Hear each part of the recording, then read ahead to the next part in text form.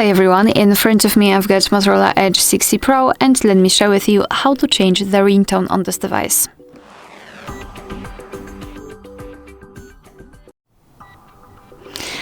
So let's start with opening the settings, and here we have to scroll down and find sound and vibration. Then let's scroll down and find this ringtone and sound section.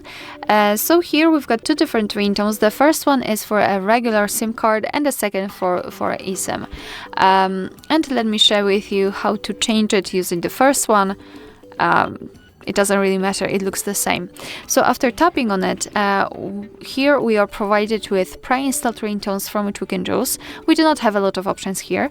At the very top we've got the option None, which means that after choosing it, your device will not use any kind of sound to notify about the incoming call. And on the other hand, at the bottom we've got the option Add Ringtone, which means that after tapping on it, you will be transferred to your own files. If you've got something, for example, downloaded, then it should appear somewhere here and you will be able to set it as a ringtone.